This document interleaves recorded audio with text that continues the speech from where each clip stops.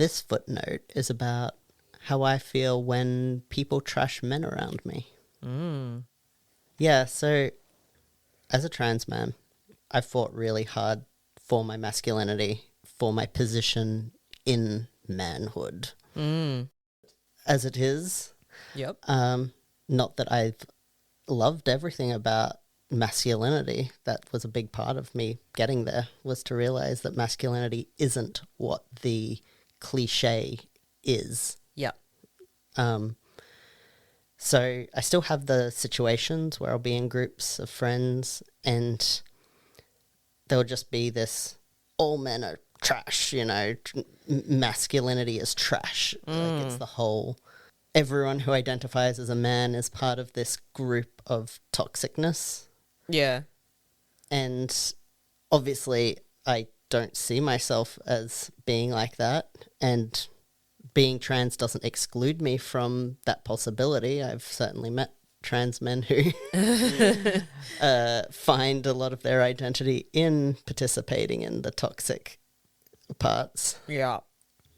But I've got so many awesome guy friends who just reject all of that, who I look up to, and when transitioning was really looking up to as examples of what a man should be. Like beautiful, soft, loving men, but not effeminate or, you know, they're manly.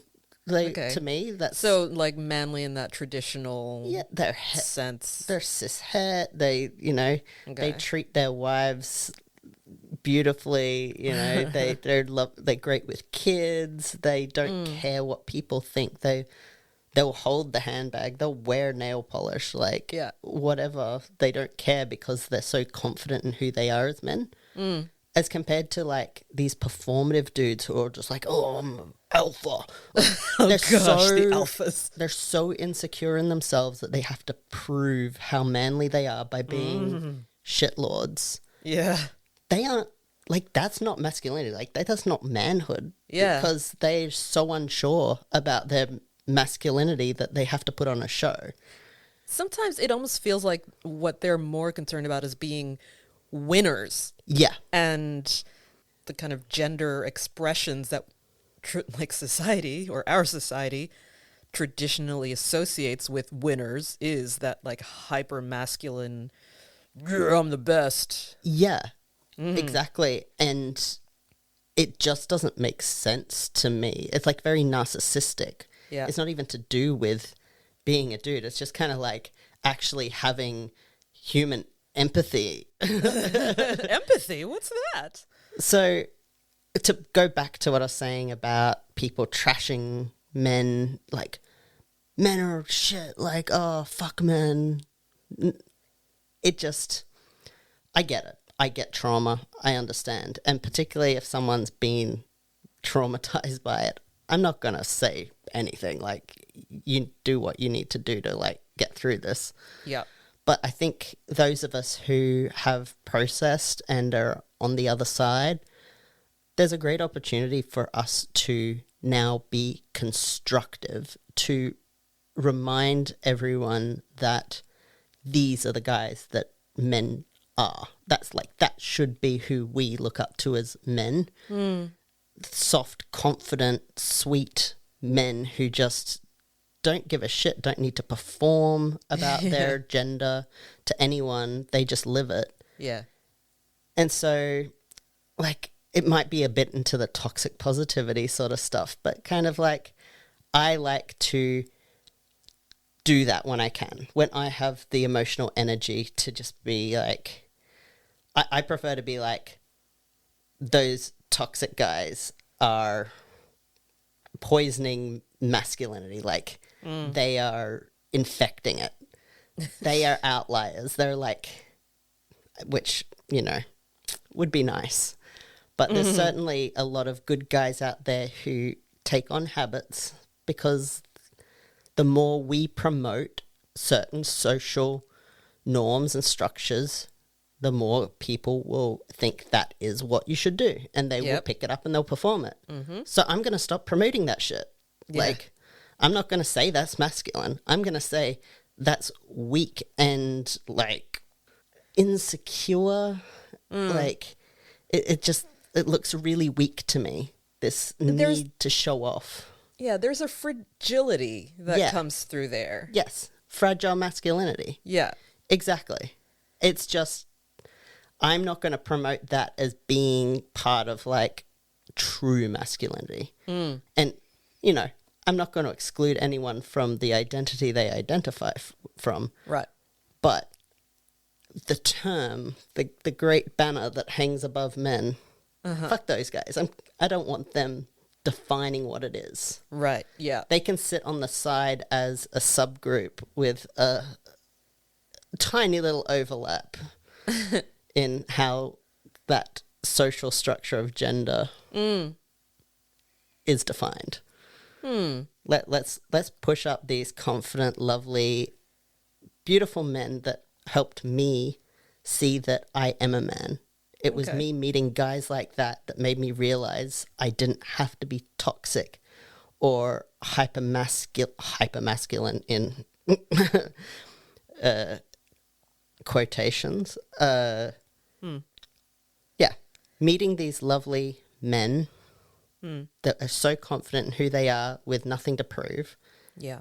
Let me know that I am a man. I don't have to be toxic, and that being soft and caring and loving is totally personality traits of a man. Yeah. And who are some of those people like in your life? Well, I'll start with my dad.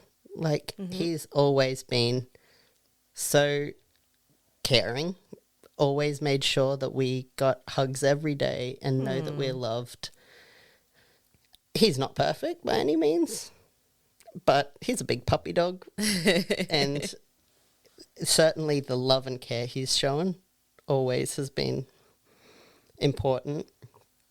And then I guess a lot of like, I'm going to say my nerdier friends. Yeah. People, I think some of that rejection from society early on in your life, you just kind of go, oh, well, I'm not going to be accepted, so I just going to have to be who I am. And it's actually growing them into superior men. Superior men, finally. Yeah. Kind of, it was going to Sci-Fi Fantasy Society when I went to uni overseas, and getting into game groups and nerdy pursuits that I do enjoy. Yeah, I think there's where I've probably met the most of my good male role models. Yeah, you mentioned your dad, and I think this is a good time to give a shout out to my dad. Yeah. Yeah. Hi, Dad. Hi, Dad. I feel like my dad has always been a very good example of positive masculinity in that, like, for as long as I've known him, which is, 43 years now, because that's how old I am, he's exhibited such care for his community and has done so much work to actually try to make the world a better place. Yeah. Which, again, is a pursuit that is genderless, but he has also been like a direct role model for a lot of young men. Yeah. A lot of young men have seen him as a father figure. Oh. He started tutorial programs when I was a kid and my sister was a kid. He's always been an activist, a mentor in his industry. He's an engineer. And so many young men and boys that I met growing up and so many people within the community who would say, you must be so proud of your dad. Yeah. And it's true. I am very proud of my dad. Even to this day, he's still very committed to community work. Yeah. And it's never going to stop. Like, even when he is no longer on this earth, he will have left a legacy. Yeah. An example in so many young men, especially young black men. Yeah. For how to value education. Like that's been like the huge overarching theme.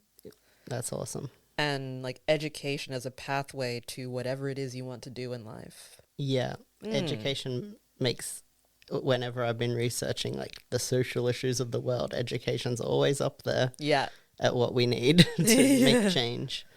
You actually reminded me of my uncle as well, who he has been a GP most of his life, but also involved in social movements since he was in uni, you know. Yeah.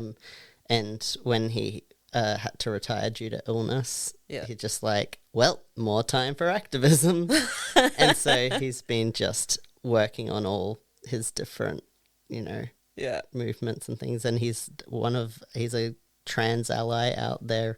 Fantastic. Working on some of that too.